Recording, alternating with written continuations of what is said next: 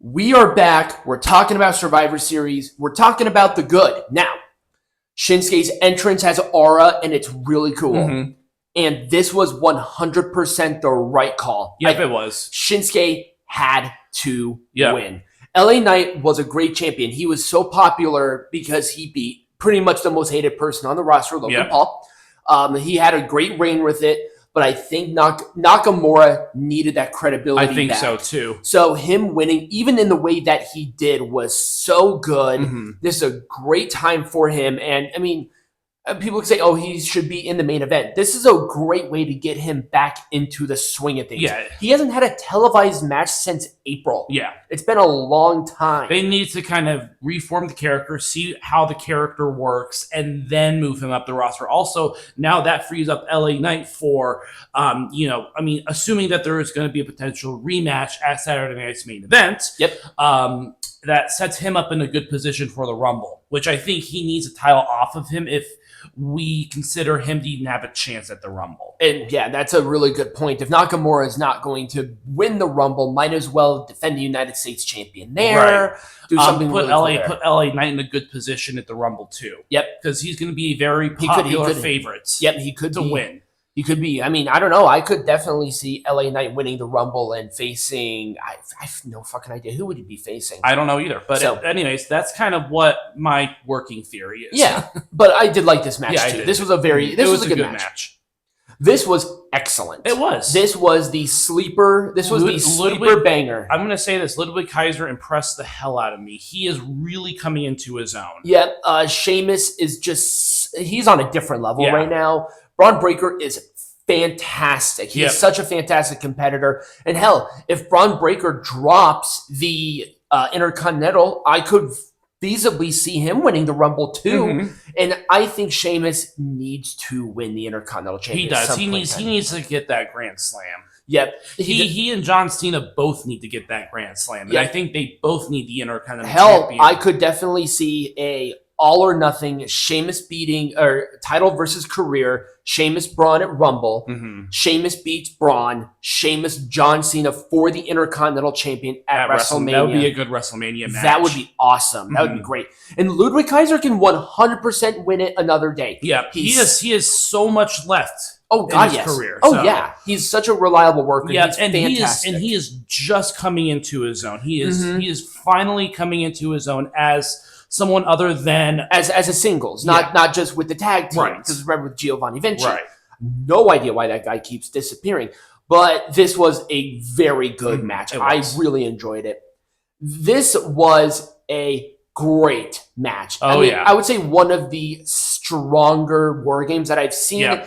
And the two MVPs, the shining stars that I saw here, were Jacob Fatu and Jimmy Uso. Yep. Not Jay, Jimmy Uso. With the splash off the top of the cage, the saves that he made, he was on top of it the entire show. Yeah, I agree. I mean, everybody here did look good. Yep. Nobody looked bad. Bronson Reed didn't look bad either. He really kind of molded into this team quite well. Yep, that splash scared the hell out of me because that's how Adam Copeland got hurt, was from the jump, and he landed right on his feet. So I was so worried about that, but he was fine. So yeah, apparently the only two that got really injured, not injured where they have to be out, they got pretty banged up, were Jimmy Uso and Bronson Reed. Those were the two that got pretty banged up. Okay. Well, it's okay.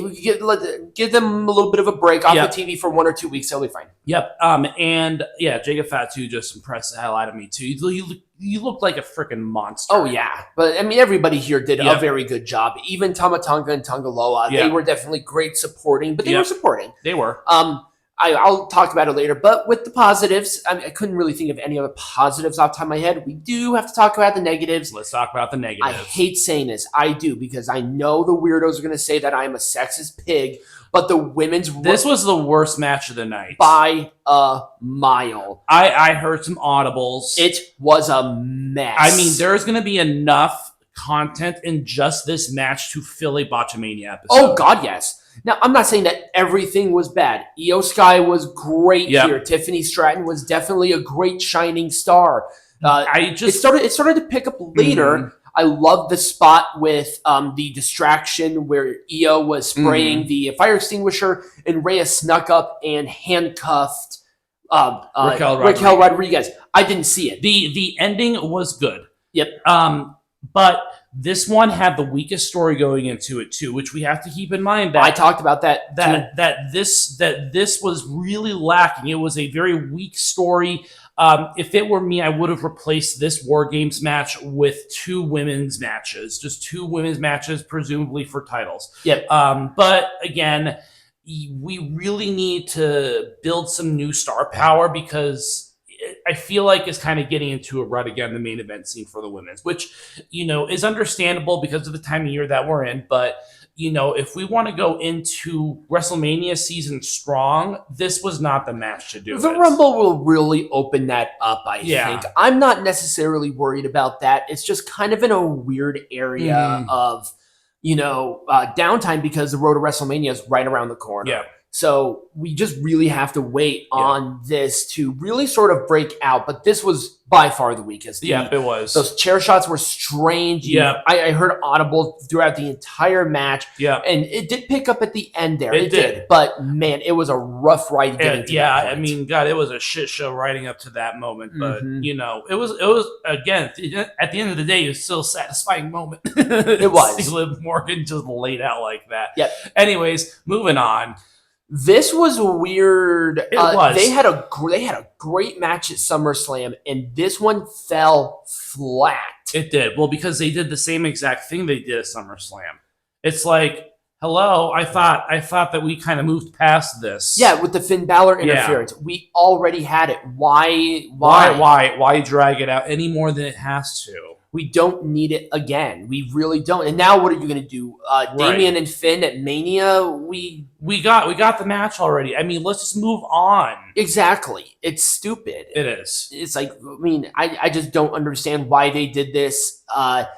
The whole Finn Balor interference totally took me out of the match. It did. It was just so I just wanted to see a match, It was very weird. It's annoying. I even said this feud is fucking annoying. Yeah, it's like, okay, we got the blow off. You guys blew your load. Damian won. Hooray, cookies and ice cream.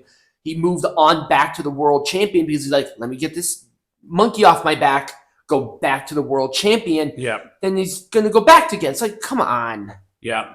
Come on. The bad thing about this match was Roman pinning Solo the best idea. I think that it was, and let me tell you why. It's because now Solo Sikoa sees Roman as a credible threat to his Ulufala. And also at the same time, who did Solo Sikoa pin in the match at Crown Jewel? He pinned Roman. Right. So I think now they're going to work up to a WrestleMania mount for the Ulufala. And now they're tied 1-1. And the other thing that I am really sort of scratching my head on is this favor that Paul has for Punk. Mm-hmm. What does Paul have to offer that Punk would want? A match at WrestleMania against Roman? We already have the match with Solo, which would make the most sense out of this situation. Well, that's just gonna, that I think that's just going to be something that we're just gonna discover as time goes on. Right. It's just very weird on how this whole thing ended. Overall, I did like the pay-per-view. Yeah. It's a full thumbs up pay-per-view, but at the same time, there are other exciting things going on. Cody not being on the card at all was really weird. Mm-hmm. But once again, you have Saturday night's main event. Yep. And that's what they really want to promote that because that's going to be on cable. Yep. So they really want to promote that. And it's, this is not just whatever. This is on cable television. Yep. Literally anybody can see it. So that's going to be really cool. Yeah. This is kind of where we are for Survivor Series. I thought last year's was definitely better. Yeah. But when we come back, we have a special presentation, and I cringed so hard I feel like my collarbone was about to break.